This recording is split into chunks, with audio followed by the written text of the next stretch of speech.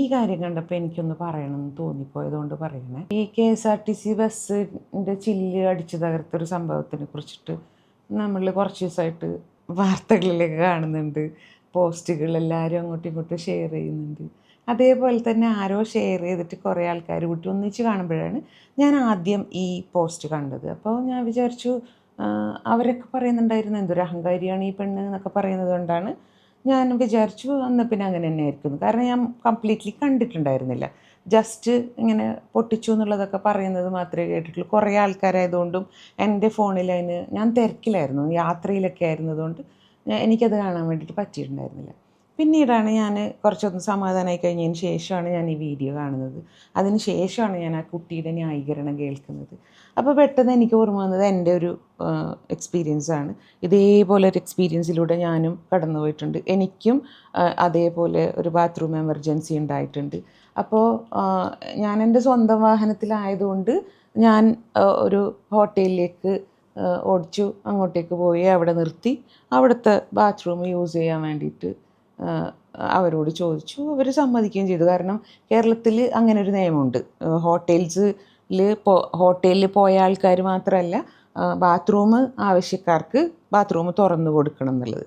അതേപോലെ തന്നെ ബസ്സുകളിലും അങ്ങനെ ഒരു നിയമമുണ്ട്.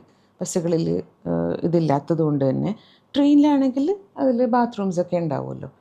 ഈ കുട്ടിയോട് മറ്റ് മനുഷ്യർക്ക് ഇമ്മാതിരി ബുള്ളിയിങ് ചെയ്യാൻ തോന്നിയതിന് പിന്നിലുണ്ടായ കാരണം, ഒന്നാമത്തത് ഞാൻ കരുതുന്ന കാരണങ്ങൾ, ഒന്ന് ആ കുട്ടിയുടെ ലുക്കാണ്.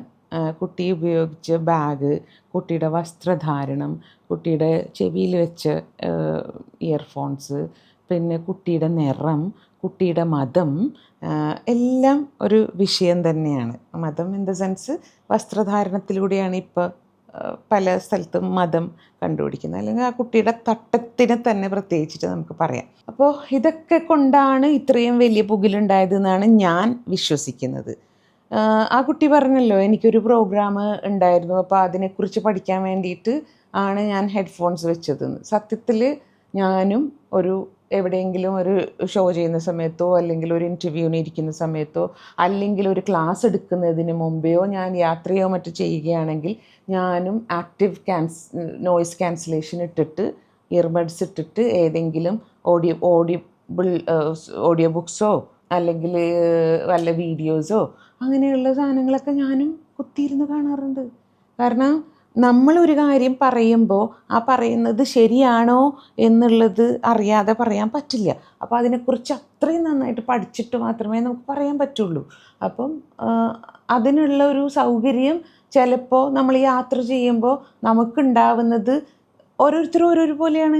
ചില ആൾ വായിക്കുകയാണ് ചെയ്യുക, ചില ആൾ ഓഡിയോ ബുക്സ് കേൾക്കുകയാണ് ചെയ്യുക, ചില ആൾ വീഡിയോസ് ആണ് കാണുന്നുണ്ടാവുക.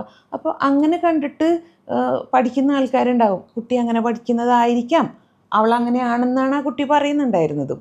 അപ്പോൾ ഇങ്ങനെയുള്ള എമർജൻസീസൊക്കെ വരുമ്പോൾ മനുഷ്യർ അങ്ങനെയൊക്കെ ചിലപ്പോൾ പെരുമാറിയേക്കാം, which is very wrong anyways. പക്ഷേ ഒരു സ്ത്രീയുടെ ജീവിതം സ്ത്രീ ജീവിച്ചു കഴിഞ്ഞാൽ മാത്രമേ മറ്റുള്ളവർക്ക് മനസ്സിലാവുള്ളൂ, അല്ലാതെ പറയുന്ന മനുഷ്യർക്ക് ഇത് മനസ്സിലാവില്ല. കാരണം എനിക്കൊരു അത്യാവശ്യമുണ്ട്, എനിക്കിവിടെ ഇറങ്ങണം എന്ന് പറയുമ്പോൾ അങ്ങനെ നീ നിൻ്റെ അത്യാവശ്യം നടത്തണ്ട എന്ന് വിചാരിക്കാൻ കാരണം അവരുടെ ലുക്സാണ് എങ്കിൽ അതൊരു ബുദ്ധിമുട്ടാണ്. ഓക്കെ. പിന്നെ രണ്ടാമത്തെ വിഷയം, ഒരു പെൺകുട്ടി ഒരു സ്ഥലത്ത് ഇറങ്ങണം എന്ന് പറയുമ്പോൾ ഒരു ബസ്സിലുള്ള ആൾക്കാർ മുഴുവൻ അതിന് എതിർപ്പ് നിൽക്കുമ്പോൾ, അല്ലെങ്കിൽ ആ കുട്ടിക്ക് നിർത്തിക്കൊടുക്കുന്ന ആരും പറയാതിരിക്കുമ്പോൾ ആ കുട്ടി പേടിച്ചു പോവുക എന്നുള്ളത് സർവ്വസാധാരണമാണ്. ഞങ്ങളുടെ ജീവിതത്തിൽ ഞങ്ങൾ എല്ലാ നിമിഷവും ഓരോ നിമിഷവും പേടിയോടുകൂടിയാണ് ജീവിക്കുന്നത്. എവിടെ പോകുമ്പോഴും ഞങ്ങൾ പേടിച്ചുകൊണ്ട് തന്നെയാണ് പോകുന്നത്. എന്തെങ്കിലും ഒരു കാര്യം നടത്താൻ വേണ്ടി പോകുമ്പോഴും നമ്മൾ പേടിച്ചുകൊണ്ട് തന്നെയാണ് പോകുന്നത്. ഒരു സ്ത്രീയുടെ ജീവിതം ജീവിക്കുക എന്നുള്ളത് is not at all easy.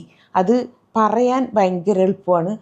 പെണ്ണുങ്ങളായതുകൊണ്ട് എല്ലാത്തിനും അവർക്ക് പ്രിവിലേജസ് ആണ്, പെണ്ണുങ്ങൾക്ക് സീറ്റ് മുൻഗണനയാണ്, പെണ്ണുങ്ങൾക്ക് ഫ്രീ ആയിട്ട് ബസ്സിൽ യാത്ര ചെയ്യാം എന്നൊക്കെ പറയാൻ ഭയങ്കര എളുപ്പമാണ്. പെണ്ണായിട്ടൊന്ന് ജീവിച്ചു നോക്കണം, അപ്പം അറിയാം അവസ്ഥ. അല്ലെങ്കിൽ എംപത്തറ്റിക്കായിട്ട് ചിന്തിച്ച് നോക്കണം.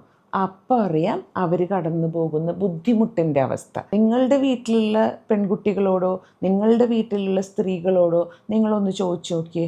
അവർക്ക് അത്യാവശ്യമായിട്ട് ഏതെങ്കിലും സമയത്ത്, അവരുടെ മാസമുറയുടെ സമയത്തോ അതല്ലാത്ത സമയത്തോ ബാത്റൂമിൽ എമർജൻസിയിൽ വരുന്ന സമയത്തോ ഒക്കെ എല്ലാവർക്കും പിടിച്ചു നിൽക്കാൻ പറ്റിയെന്ന് വരില്ല. എസ്പെഷ്യലി പ്രസവിച്ച സ്ത്രീകൾക്ക് പിടിച്ചു നിൽക്കാൻ പറ്റിയെന്ന് വരില്ല. കുറച്ച് പ്രായമുള്ള സ്ത്രീകൾക്ക് പിടിച്ചു നിൽക്കാൻ പറ്റിയെന്ന് വരില്ല.